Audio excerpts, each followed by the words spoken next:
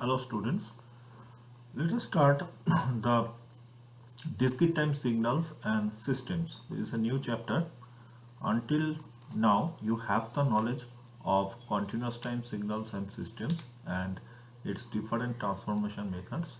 Now I am going to start the discrete time signals and systems. I think you have already that knowledge that continuous time signals can be converted to the discrete time signals by means of the process of sampling.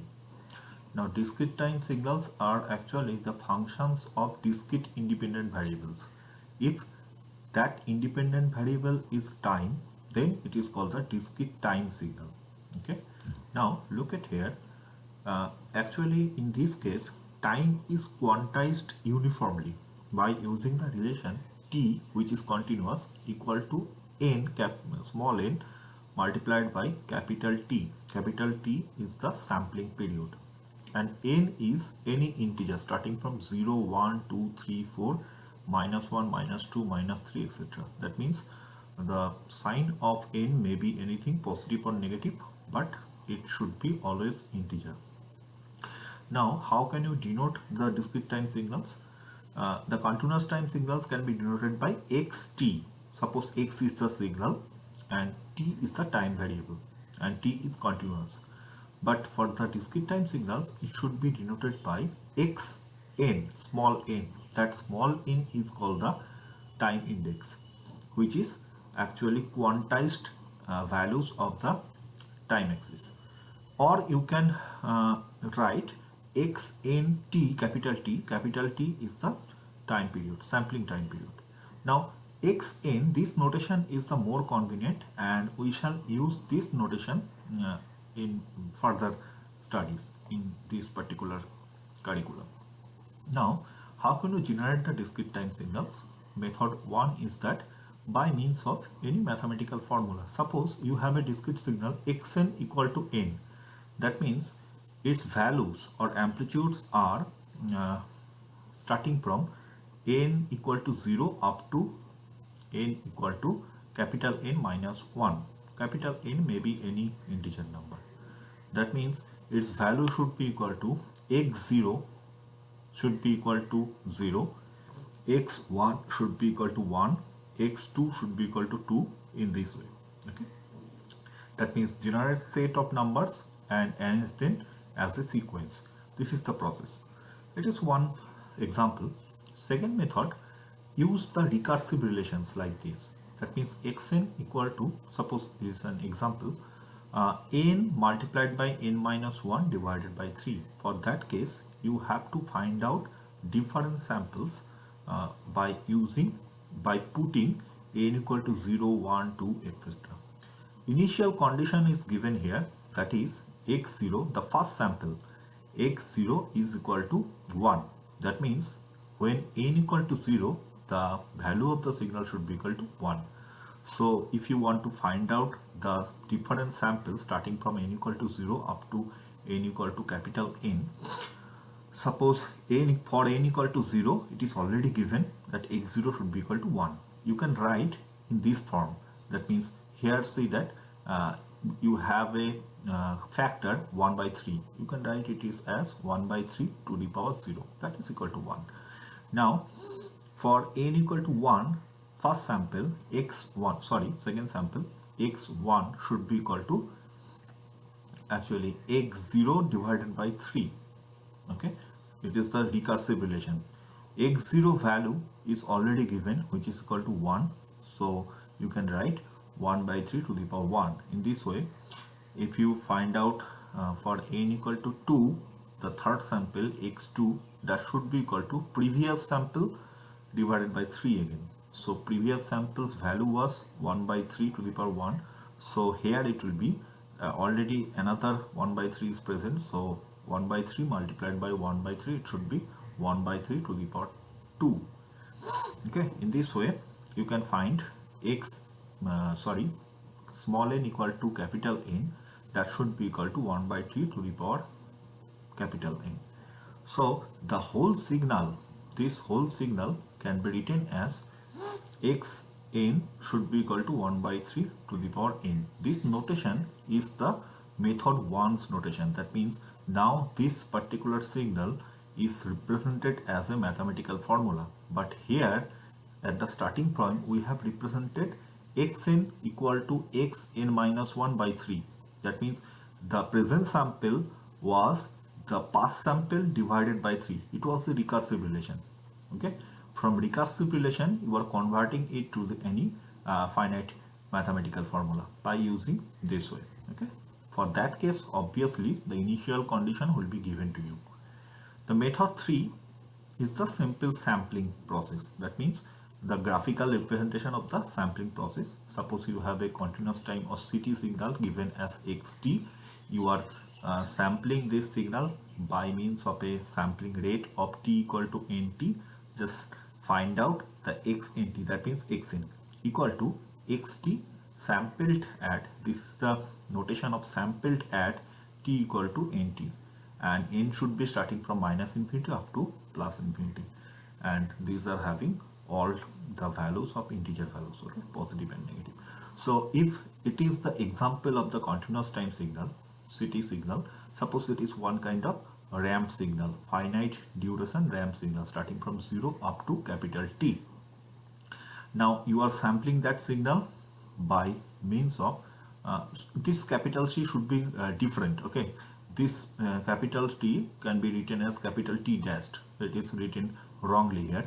Remember, this T and this T are not same. This T is the sampling rate, sampling time period. That means how much time is there in between two consecutive samples. Okay, if you put n equal to 0, then its value of the continuous time signal was 0 here. If you put n equal to 1, that means at this point, suppose after just capital T, its value should be taken. Again, n equal to 2 means x2 capital T. That means value at 2 capital T should be taken. In this way, up to n minus 1, you are taking the values at the consecutive periods, one after another capital T. And if you put all together, then it is nothing but the discrete time representation of the continuous time signal, where only the values of the signal at some specific points, equidistant specific points, are taken, and all intermediate values are actually ignored. So it is the discrete time signal representation.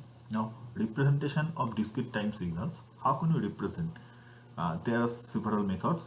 Actually 4 methods are there. Number 1, functional representation. For that case, simply for each and every time index values, you have to specify the values of the signals. Suppose signal is starting at n equal to minus 2. Okay, at n equal to minus 2, you have to write the value of the signal. Suppose it is minus 1. For n equal to minus 1, its value is 2. It is given. Okay, n equal to 0, its value is 1.5. In this way, up to n equal to 3, signal is existing. After that, all other values of n's are having the 0 values of the signal. Okay, so finite non-zero values of the signals starting at n equal to minus 2 and ending at n equal to 3. Okay, so it is the final functional representation, where for each and every value of the time indexes, you have to write the corresponding signal values, which are actually non-zero, and 0 values should not be written, because those are not having any significance. Okay, next one is the graphical representation. Now if you have the task to represent this particular signal graphically, how can you represent? Simple, draw the time index axis and the amplitude axis of the signal. Time index axis is represented by the n axis and the amplitude axis is the xn axis, and put the time index values. See that signal is starting at n equal to minus 2. So start from n equal to minus 3, minus 2, minus 1, 0, 1, 2, 3, 4. These are all equidistant points. Okay, now start to draw the signal. Look at here, at n equal to -2, signal value is -1. So this is the point n equal to -2. Value of the signal is -1. Okay. Next, see that n equal to -1, value of the signal is 2. Come here to the n equal to -1 and put the value of the signal 2. Next, n equal to 0, signal value is 1.5. At 0, at the origin, signal value is 1.5. In this way, for n equal to 1, n equal to 2, n equal to 3, draw the signal values. If it is minus, it should be in this direction, and if it is positive, then it should be in the positive direction. So it is the graphical representation of the signal. Now same signal can be represented in the tabular form also. In the tabular form, just like the functional representation, you have to write the signal time indexes and corresponding signal values in a tabular form, where the first row will represent the time index and second row will represent the signal values. See that for n equal to -2, value of the signal is -1, n equal to -1, value of the signal is 2, in this way. Okay, and left side of all other columns should be empty, because it is not defined here. Means you have to understand for n equal to -3, -4, -5, etc. up to -infinity, all the signal values are actually 0. Okay, and again beyond n equal to 3, for all the time indexes, suppose n equal to 4, 5, 6 up to positive infinity, signal values are again 0. So these places are kept also empty. Only the non-zero signal values are written in the tabular form. It is the tabular representation. And last one, and it is the most convenient one, it is called the sequence representation. For the sequence representation, you need not worry about the you need not write the time index values. Only you have to write this particular amplitude of the signals separately by means of a sequence. And this sequence, look at here, this signal is written in sequence form.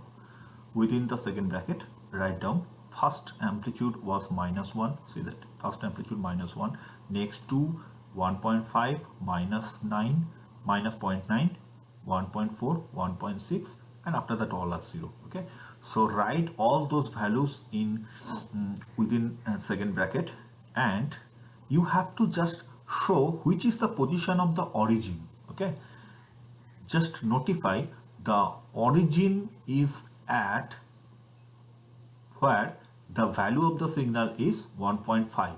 So just below the 1.5 value, put an up arrow.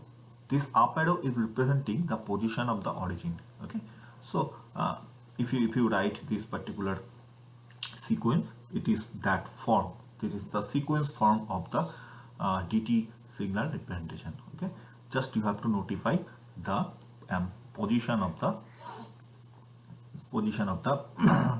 0 or time index 0, that means the origin. And it is another example, infinite duration signal. Starting from n equal to 0, its value is 1, n equal to 1, its value is 4, n equal to 2, its value is 5, in this way.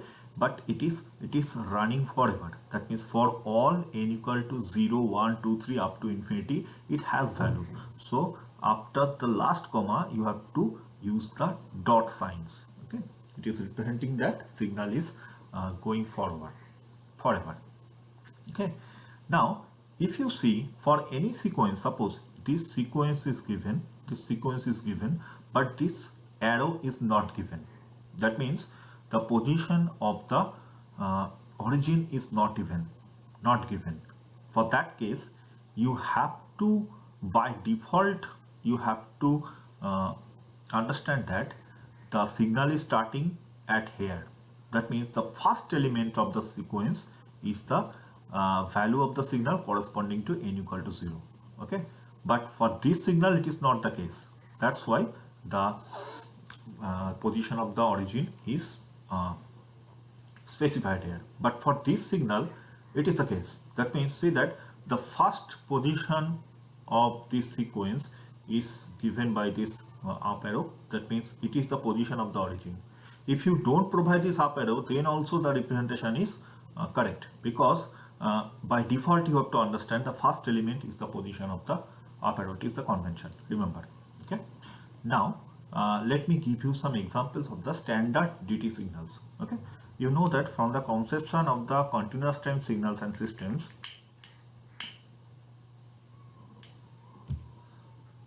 there are many standard signals like unit impulse signal, step signal, ramp signal, exponential signal, sinusoidal signals, etc. Just like those things, if you go through those, you can understand what are the standard signals and just represent the signals by means of the sampled version of those. Those sampled versions will be the standard DT signals. Same thing, only the sampled version. Okay. So unit impulse signal you have to represent it by means of the delta n. It will have the value of 1 for only n equal to 0, and all other n values, for all other n values, the value of the signal should be equal to 0. So it is represented by this. That means at 0 it has the value of 1, and all other n values, its value should be 0. For the unit step signal, it is represented by un. Its value should be equal to 1 for all n greater or equal to 0. That means starting from n equal to 0, 1, 2, 3, 4 up to infinity, the value of the signals are same. That means like this way. It is going forward, that means infinite sequence, and its value is always same, that is equal to 1. But for all n values less than 0, that means negative time index values, the value of the signal equal to 0. That is the unit step signal. Likewise, the ramp signal should be like this. That means Rn, it is denoted by Rn, it should be equal to n. Okay. So first sample R0, it should have the value of 0. Second sample R1, it should have the value of 1. After that it will be 2, 3, 4. In this way it is just increasing. Okay. So and obviously for all negative time index values it should be equal to 0. Like this way you can represent the exponential signal. It is a decaying exponential signal. For that case, this a value should be in between 0 and 1, that means the fractional value, and if a value is greater than 1, then it should be increasing exponential function. Okay. Discrete time sinusoidal signal, it can be represented by this way. Suppose x1n, it is a cos omega 0 n plus theta. Omega 0 is the angular frequency, n is the time index, and theta is the initial phase. It is defined for minus infinity up to plus infinity. Similarly, x2n is the sinusoidal counterpart. Okay. You can just represent these values here. This graphical form of the cosinusoidal signal, DT signal, and sinusoidal DT signal. These are given here. Okay. Again, I am saying omega 0 is the angular frequency in radian per sample, because here these are the samples. F is the frequency, small f. Omega 0 divided by 2 pi. This is the frequency in cycles per sample. Okay, and it is the phase in radians. Theta is the phase in radians. Now, suppose a signal is given which is cosinusoidal signal, but it is shifted by pi by 3. Then how can you represent? That means from where signal is starting, how can you understand? See that for the cosinusoidal signal, at n equal to 0, it should have the maximum value, that is equal to 1. Okay, and for this signal, now you have to find out at which point, for which value of n, the signal value is maximum. That should be the starting point. That means from where you can start to draw the signal. See that for this case, if you compare this particular signal with the standard representation, then omega 0 value is equal to pi by 6, and theta value, initial phase, equal to pi by 3. Okay. Now take common pi by 6 from here. Take common pi by 3 from the argument. You will obtain cos pi by 6 within bracket n plus 2. Okay. Now equate this particular equation, that particular expression equal to 1, which is the maximum value of the cosinusoidal function. And from that, if you find out the minimum value of the n, you will obtain, see that it is nothing but cos 0. Okay, it is nothing but cos 0. It's a minimum value. And if you equate the arguments of both sides, you will obtain n equal to minus 2. That means at n equal to minus 2, you will have the maximum value of the cosinusoidal signal, from which you can draw the signal. See that at the right side you draw the cosinusoidal signal, and the left side also extend this cosinusoidal signal. All the samples you have to draw, and at n equal to minus 2, this shift, that means starting from 0 to minus 2, this should be the amount of theta equal to pi by 3, because see that initial phase was the pi by 3. Okay, in this way you can represent. Now the properties of DT signals. First thing, properties of DT sinusoids. Okay, DT sinusoids are periodic. Obviously, those are periodic, just like the CT sinusoids. If the small f is the frequency, then it should be a rational number. That means a ratio of two integers. Okay. Next thing, DT sinusoidal signals whose frequencies are separated by integer multiples of 2 pi are identical. Remember that if you have two sinusoidal signals, DT sinusoidal signals, and if you find that its frequency, their frequencies are just shifted by the multiple of 2 pi, suppose 2 pi k is an integer. Okay, then you have to conclude that these two signals are identical. Okay, now how can you prove that? Suppose you have a signal xn, which is cos omega 0 plus 2 pi k. 2 pi k is the multiple of 2 pi. Okay, it is the whole frequency of the signal. N plus theta, it is the whole signal. Okay, its frequency is omega 0 plus 2 pi k. Okay, now if you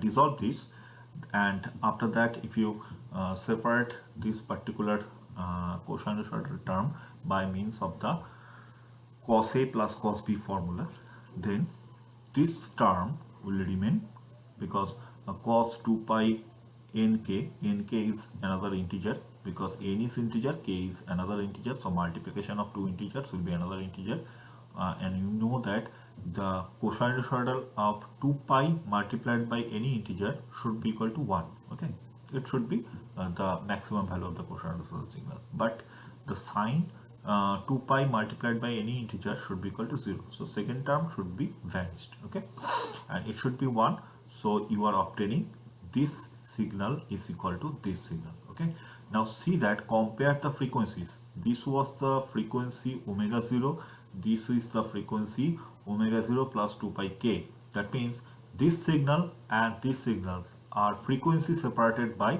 2 pi k, integer multiple of 2 pi. So these two signals are identical, you have to conclude. Okay, so it is another property. Next, two important facts you have to remember, that the sequences of any two sinusoids with frequencies in the range of angular frequency range is given as minus pi up to plus pi, and corresponding frequency range you have to divide it omega 0 by 2 pi, here also divided by 2 pi, so divided by 2 pi, so frequency range will be minus half up to plus half, should be distinct. Remember that for DT sinusoids, if the frequency range, two sinusoids having the frequencies within this range, starting from minus pi up to plus pi, if you find that, then you have to conclude that two sinusoids are distinct. But if the frequency of any sinusoid is greater than plus minus pi, or its frequency is greater than plus minus half, then you have to conclude that there must be another sinusoidal signal identical signal which is lying in between this range. Okay, because it is very easy to understand, because you have already concluded if two sinusoids are separated, their frequencies are separated by integer multiple of 2 pi, then they should be identical. But if any two sinusoids whose frequencies are lying in between this range, then their frequencies cannot be separated by 2 pi, integer multiple of 2 pi. Okay, they should be always distinct.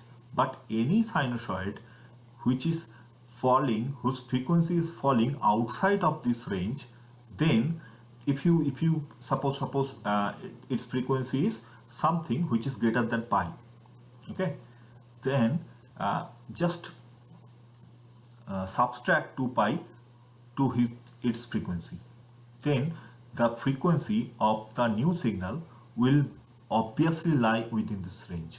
Okay, so that signal will have another integer, another identical counterpart within this range.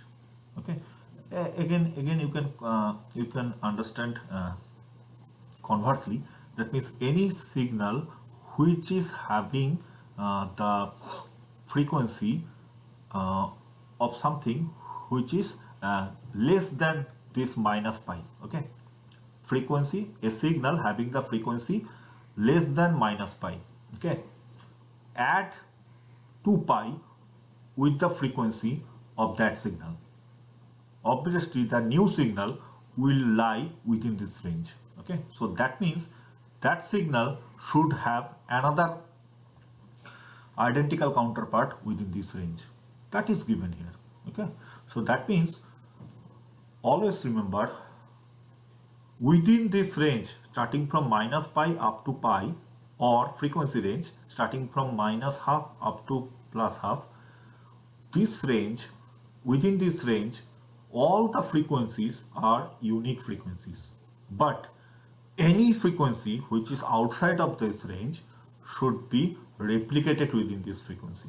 Okay, so actually if you compare this particular property with the continuous time signals, for the continuous time signals frequency range was infinite. That means it can start from minus infinity up to plus infinity, any value can be the frequency. Okay, that infinite range can be mapped into a finite range if you convert continuous time signal into discrete time signal. For the discrete time signal, the frequency range is bounded in between minus pi up to plus pi, but for the continuous range, continuous signals, the frequency range is unbounded. Okay, so if you convert the continuous time signal into discrete time signals, you are translating a infinite frequency range from continuous domain to a finite frequency range within the discrete domain. Okay, now next come to the another standard signal, complex exponential signal, an e to the power j omega 0 n plus theta. This e to the power j, this term can be resolved into cos plus j sine. Okay, so in this way this term is the real part, this term is the complex part, imaginary part. Okay, you can separately draw the imaginary part and the complex part by this way. If it is the sinusoidal signal, it will be like that, and if it is the cosinusoidal signal, it will be like that. Remember that for the sinusoidal signal, here it is considered that the value of a is a fractional value. So these two are, see that these two are for this cosinusoidal signal and sinusoidal signal, these two are actually decaying signals. Okay, this is the real part, this is the imaginary part, because see that real part is cosinusoidal, imaginary part is the sinusoidal. So these are the decaying signal because the multiplication factor is monotonically decreasing. But if a is greater than 1, then this multiplication factor is monotonically increasing, then these both real and imaginary parts should be monotonically increasing. Now, sampling of the continuous time signals. See that I have already told you that the sampling is the process by which you can translate continuous time signals into the discrete time signals. Okay. Now, samples of continuous time signals are taken at definite intervals. Time intervals between two successive samples are same always. That is why it is called the uniform sampling, and this particular time interval is called the sampling time, sampling period, or sampling interval. It is denoted by TS. Remember, it is a standard notation for the sampling time or sampling interval or sampling period. It is the TS. Okay.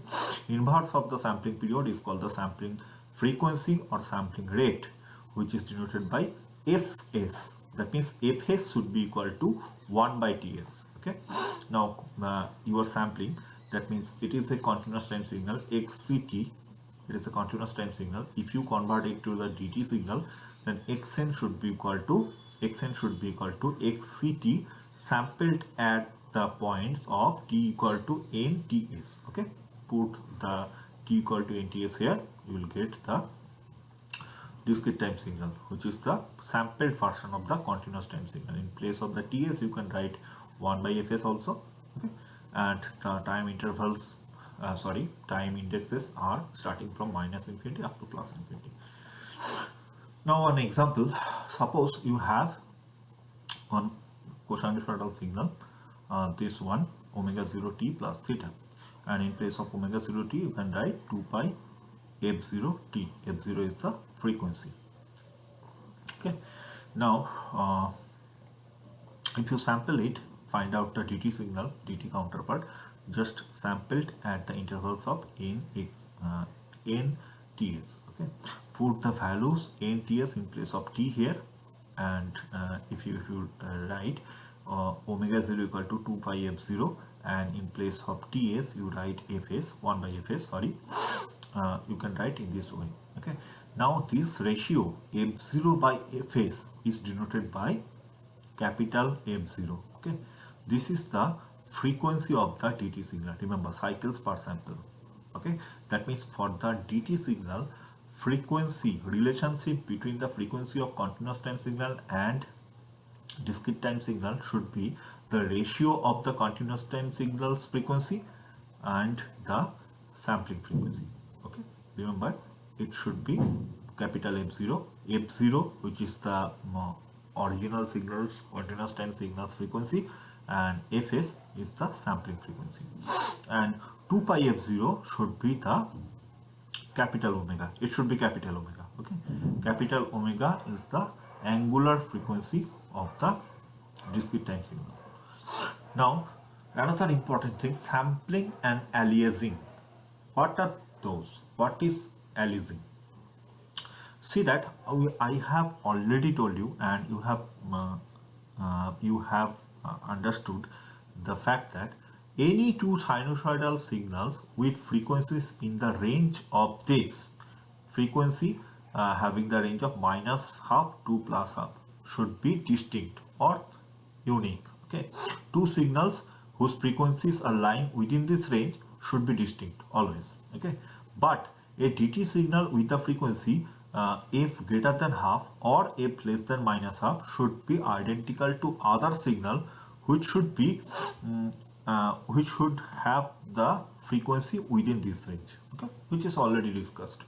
So range of the discrete frequency is always starting from minus half up to plus half. Okay, but the range of the continuous time frequency, which is already discussed, that starting from minus infinity to plus infinity. That means sampling of CT signals, infinite frequency range of CT signals is mapped or converted to finite range of DT signals. Okay, minus infinity to plus infinity, that infinite range of frequencies of the continuous domain can be translated or converted or mapped to the finite frequency range of the DT signals, which is starting from minus half to plus half. Okay. So this is the relationship in between the frequency of continuous time signal and discrete time signal. frequency of continuous time signal divided by the sampling frequency is the frequency of the discrete time signal, and its range should be starting from minus half up to plus half. Okay, so put the value of capital F here. It should be F by Fs, and it will be the frequency range uh, of the continuous time signal starting from minus Fs by 2 plus Fs by 2. If you have the sampling frequency of Fs, then within this frequency you cannot sample. You have to sample beyond that frequency. I'll discuss how. Continuous time signal is sampled at a frequency of Fs. Highest continuous time signal frequency that can be uniquely translated by a DT signal will be Fs by 2. That means Fs by 2 will be the highest frequency of the continuous time signal that can be represented by the DT signal, because beyond that DT signal frequency is it is a replication of another frequency within that range.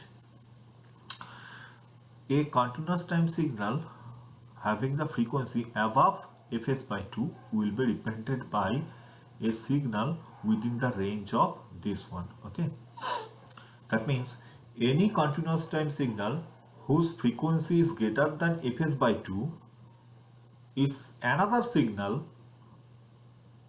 within the range of plus Fs by 2 to minus Fs by 2. Okay, so DT signal above Fs by 2 will have an identical signal with frequency below Fs by 2.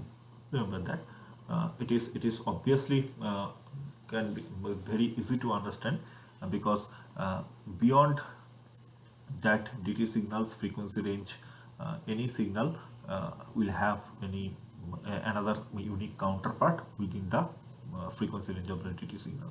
That particular infinite number of high frequency CT signals will be represented by a single DT signal.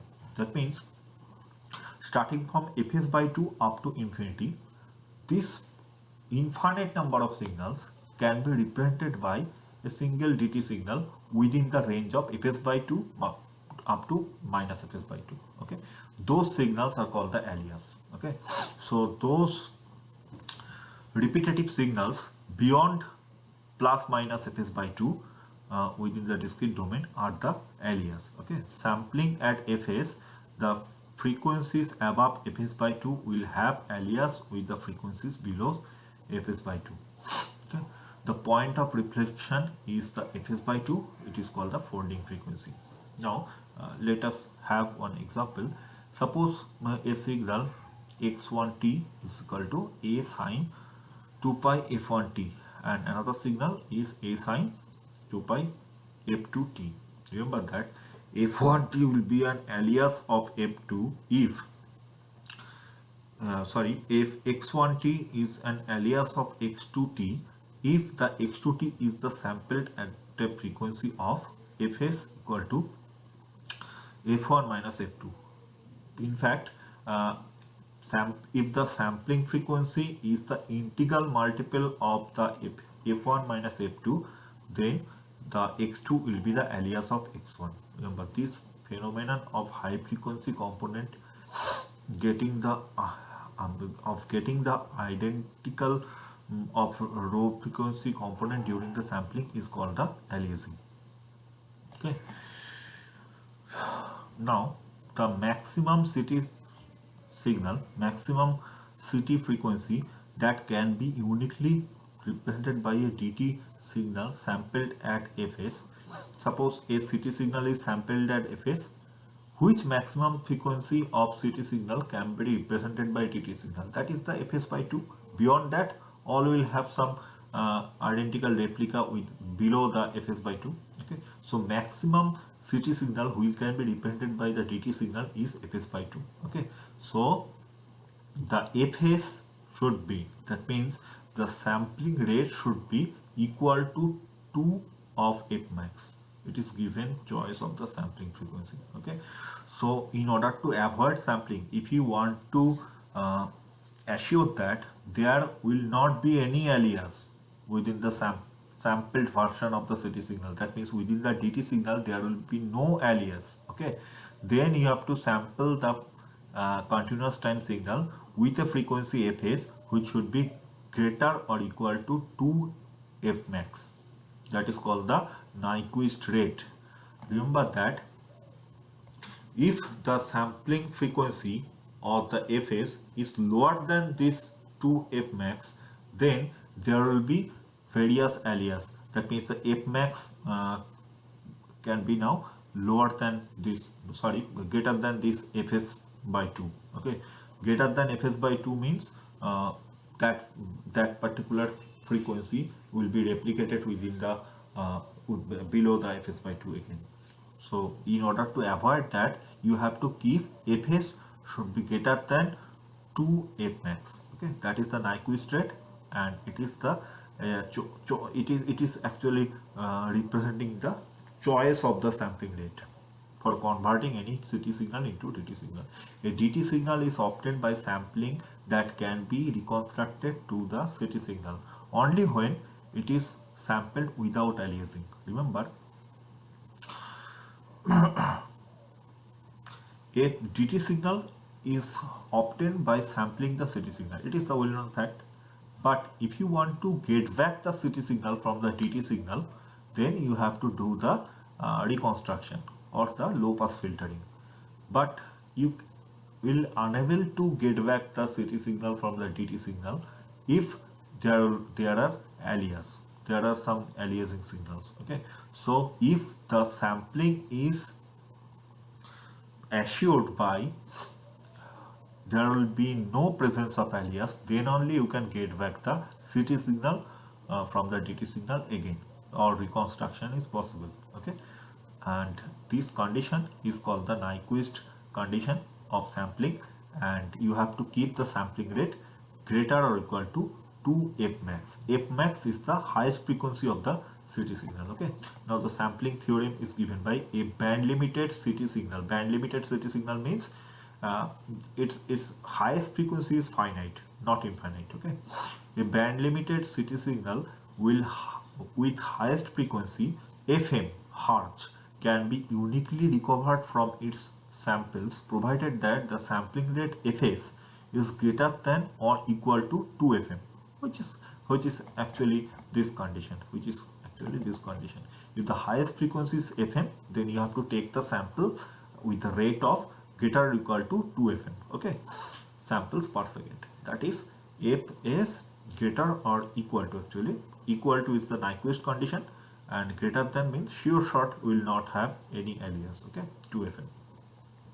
Now one example, two signals are given. One is x1t 2 cos 2 pi 10t, and another is the x2t 2 cos 2 pi 50t. Okay, find a sampling frequency. That means you have to find out the fs so that 50 Hz signal x2 is an alias of the 10 Hz signal.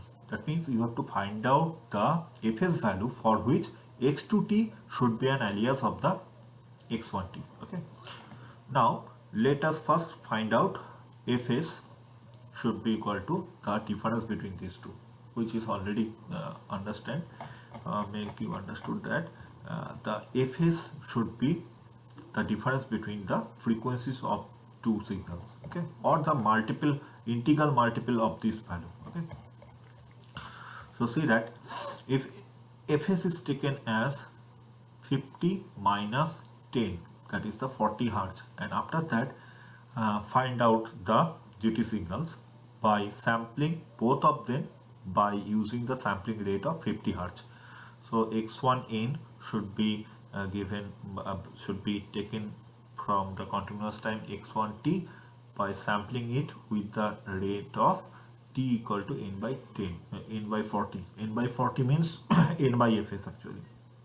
Okay, so if you find that it is 2 cos pi by 2 n.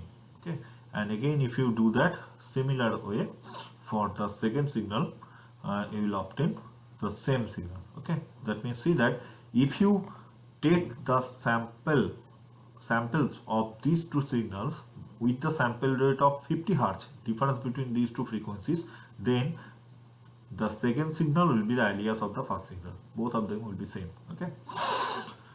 Next, another example. It is slightly tricky. If xt equal to 10 cos 100 pi t, it is a given signal. If fs equal to 75 Hz, that means sampling frequency or sampling rate is given. Find the dt signal xn. Find the dt signal xn. That means you have to find out the sampled version of this. Also find an alias frequency corresponding to fs equal to 75 Hz. Okay, that means you have to find out the alias signal corresponding to this signal by considering the sampled is taken at 75 Hz.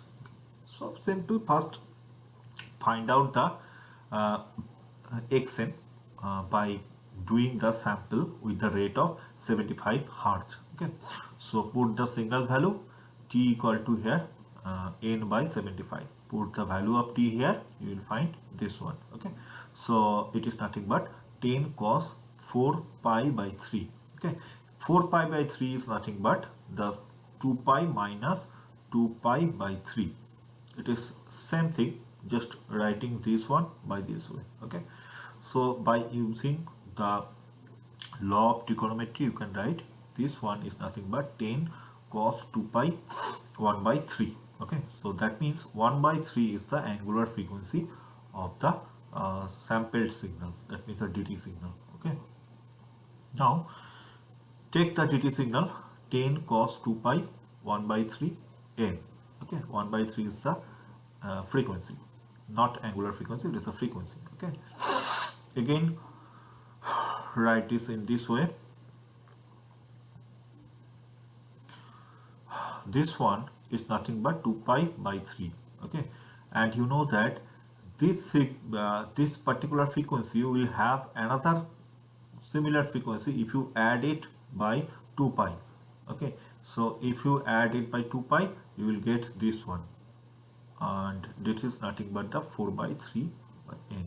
Okay, so that means this signal is an alias of this signal. Okay, that means the frequency of 4 by 3 is an alias frequency of 1 by 3. Okay, similarly you can have different alias values, but for 75 Hz it is guaranteed that 4 by 3 frequency is the alias of the 1 by 3. So now find out the 4 by 3 frequency. See that f equal to capital F is equal to 4 by 3 cycles per sample, which is the alias of the 1 by 3 cycles per sample. It is nothing but the frequency of the continuous time signal divided by the frequency of the sampling frequency. So f by 75 should be equal to 4 by 3. Okay, and if you find out f now, it is the 100 Hz. 100 Hz will be the alias frequency of this signal if you have the sampling rate of 75 Hz.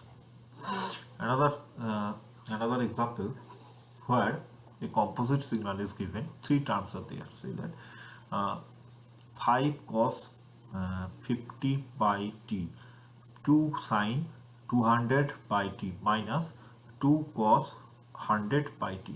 For all these cases, I have written the corresponding frequencies. First case, it is the 25 Hz because it is the 2 pi f.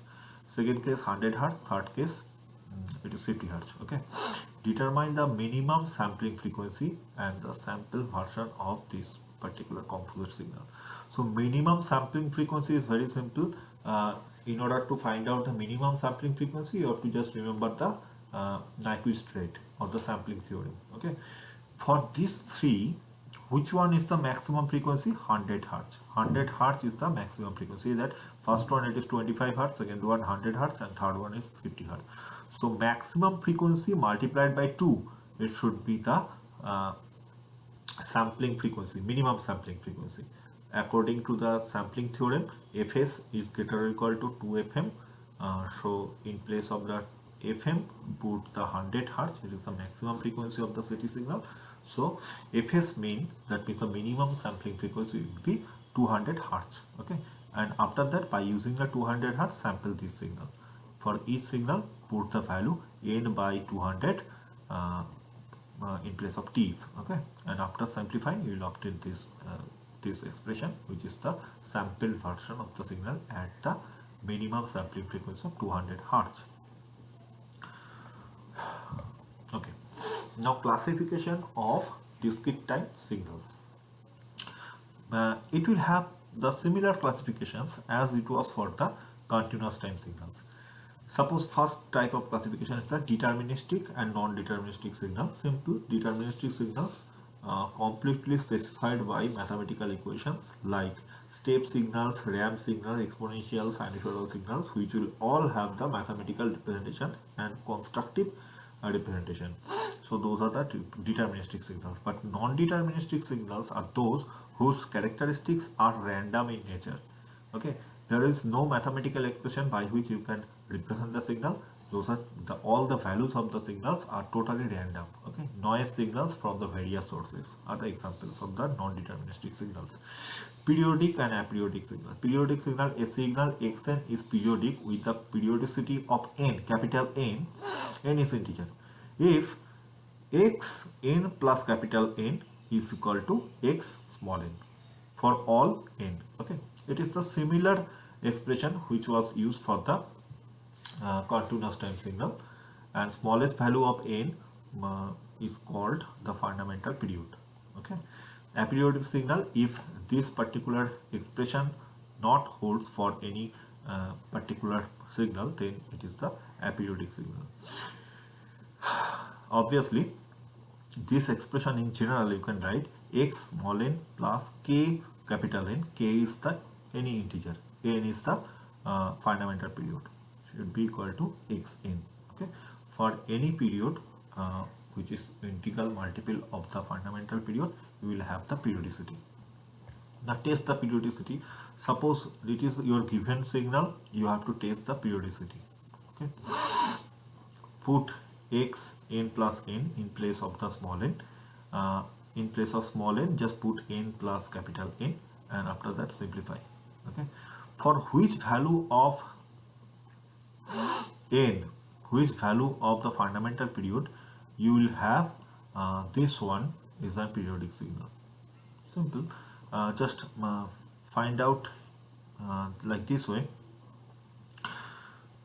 Suppose you have a signal sine theta plus 2 pi m. You know that sine theta plus 2 pi m, m is any integer, is equal to sine theta. It is a periodic signal. Okay, and if this value is equal to integral multiple of 2 pi, then only this signal will be same as this signal. Okay, so 6 pi by 7 n should be equal to 2 pi m. Okay, so this particular term should be integer multiple of 2 pi, and m is the integer, and from that you can find out this expression, and you can say if the value of m is 3, then value of m is 3, then only this is becoming an integer, otherwise this may not be integer. Okay, the minimum integer value when m equal to 3 and corresponding n equal to 7. Okay, so fundamental period will be 7 samples, and for that case the signal will be periodic. Next is the symmetric or even signal and antisymmetric or odd signal. These concepts are already known from the CT signals, knowledge of the CT signals. Symmetric signals, if a signal shows the symmetry with respect to n equal to 0, that means if x minus n is equal to xn, then it is called the even signal or the symmetric signal. You know that if say that it is the origin and right side of the origin is just the mirror image of the left side of the origin, that's why you can say these are symmetric signal. And antisymmetric signal means if it is called also known as the odd signal. x minus n equal to minus xn. See that this signal, this right side signal and the left side signal are mirror images, but the signs of these amplitudes are just reversed. Okay, so for that case, those are called the antisymmetric signals. And you know that any signal, general form of signal, can be represented as summation of one even and n of odd signals, and that even signal can be obtained from half of that signal plus the x minus n. That means the antisymmetric, that translation, summation of this signal and its folded version will give average of these two will give you the even part, and subtraction of original signal and its folded version, average of that will give you the odd part. Okay, and proof, you can easily understand what will be the proof, and from the knowledge of the continuous time signal, where I have already proved that.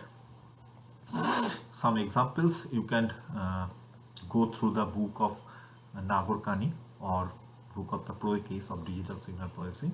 You can go through some examples of symmetric signals, anti-symmetric signals, periodic signals, etc.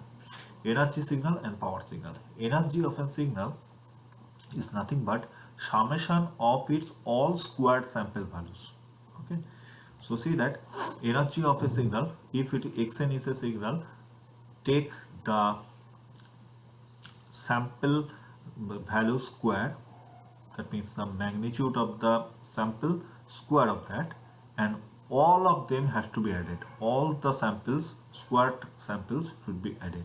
That will give you the signal energy. If the signal energy is non-zero, then it is called the energy signal. Remember. And average power of a signal, if you take the signal energy, average of the signal energy within a particular period, then it is called the average power. Okay, see that period start the summation of the samples are taken starting from minus n up to n. N is the fundamental frequency. That means the signal should be periodic here. Okay, starting from minus n up to n, you are taking the summation of squared samples, and after that, starting from minus n up to n, how many number of samples you have taken at the left side, n number of samples, at the right side another n number of samples, that means 2n, and another sample is there which is at n equal to 0. Okay, so 2n plus 1, total number of samples. Take the average, and if your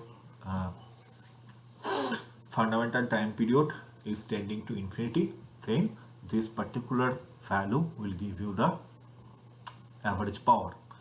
If the power is non-zero, then it is called the power signal.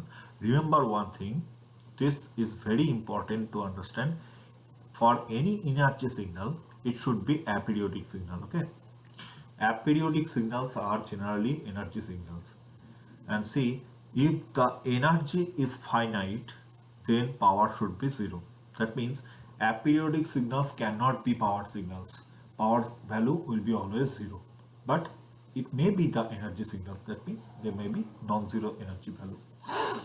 But the power signals, always they should be periodic. Remember, power value should be finite, but the energy value is infinite. For the periodic signals, those are the power signals, and energy of the power signals are always infinite. Remember, again I am repeating, energy signals are aperiodic signals. Finite energy means 0 power. Okay, next one is the power signal, means the periodic signals. Finite power means infinite energy. Okay, in that case, you can go through some examples. Suppose xn 1 by 4 to the power n un, it is one infinite series, but starting from 0, because un is multiplied here. And if you want to find out the whether it is energy signal or power signal, just find out the value of the energy. Just it is a GP series, and from that you can find out it is a finite energy signal. Okay, see that if it is a finite energy signal, its power must be 0. Now look at here, verify. If you want to find out the power of that signal, find out by using that formula, and after doing the simplification you can obtain it should be equal to 0. So it is simply an energy signal. Next one is the causal signal. Okay, causal signal, non-causal signal and anti-causal signal. Simple, very simple to understand. If a signal is defined for only the n greater or equal to 0, that time indexes, that means right-sided signals, then it is called the causal signal. That means all xn values will be equal to 0 for n less than 0.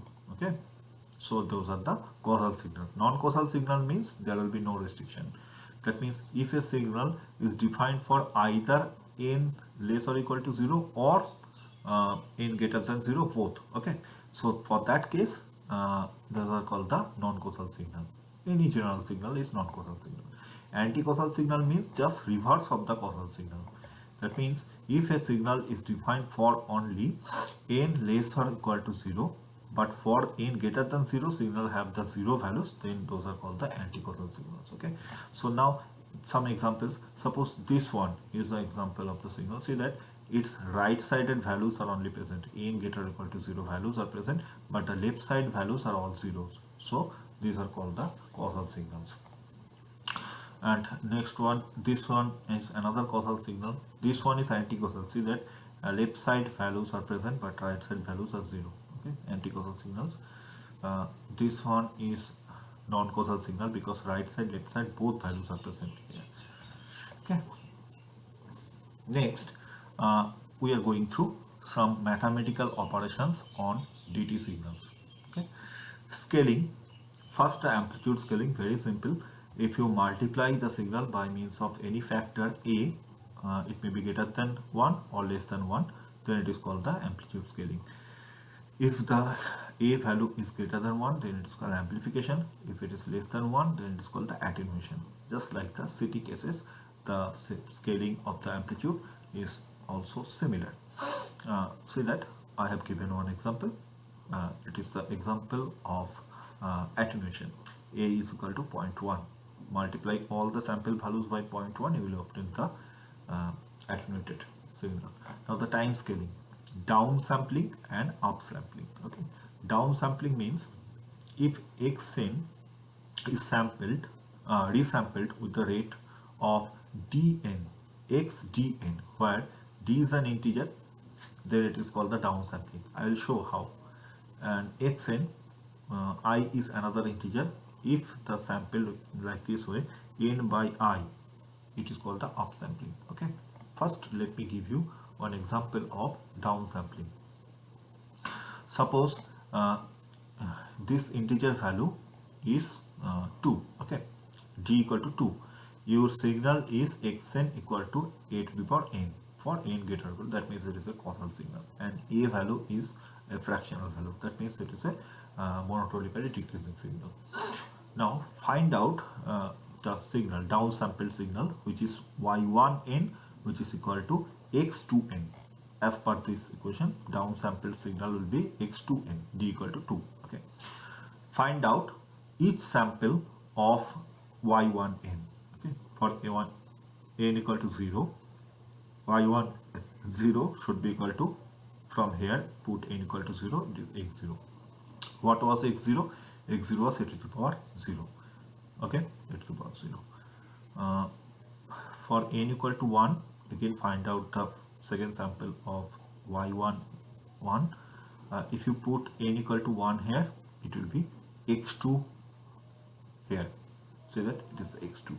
So the second sample is keeping the second sample of this one. A to the power 1 is skipped here. It is a to the power 2.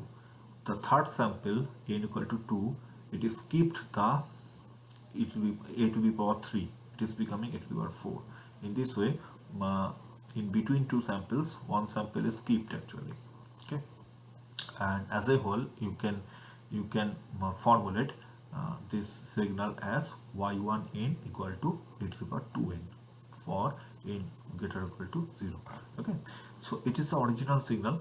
which is having the signal values at n equal to 0, a to the power 0, n equal to 1, a to the power 1, n equal to 2, a to the power 2, etc. and etc. But for the downsampled version, you will have only for n equal to 0, it will be a to the power 0, n equal to 2, it will be a to the power 2. That means this one is skipped. Again, n equal to n equal to 2, it will be a to the power 4.